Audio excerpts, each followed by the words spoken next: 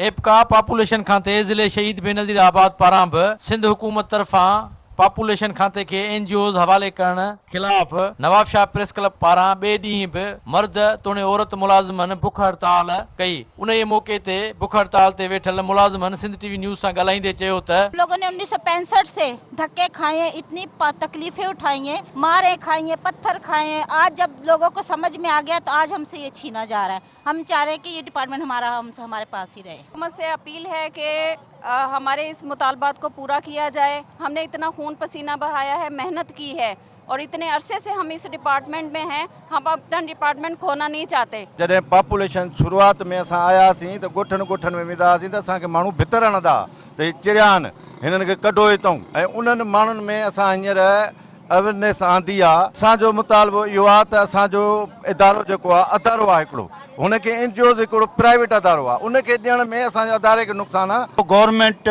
सिंध खां इहो ई मुतालबो आहे त खुदारा हे पॉपुलेशन 1965 खां कमु करे रहियो आहे ऐं असांखे फंड ॾिना वञनि त जीअं असां बाक़ाइदे हे पॉपुलेशन इदारो हलाए ॾेखारींदासूं। असांजी गुज़ारिश इहा ई आहे गवर्नमेंट खां त इहो पॉपुलेशन डिपार्टमेंट खे एनजीओ हवाले न कयो वञे, छो त एनजीओ पहिरीं बि सिहत खाते खे तबाह करे छॾियो आहे। पॉपुलेशन खातो ज़िलो शहीद बेनज़ीर आबाद पारां गुज़िरियल 2 ॾींहंनि खां वठी बुख हड़ताल ते वेठल आहिनि। जो चवणु आहे त पॉपुलेशन खाते खे एनजीओ हवाले करणु न ॾींदासीं, छाकाणि त एनजीओ अॻु में बि सिहत खातो तबाह कयो आहे ऐं असां हिन खाते में रब्तो ऐं सत ॾिनो आहे।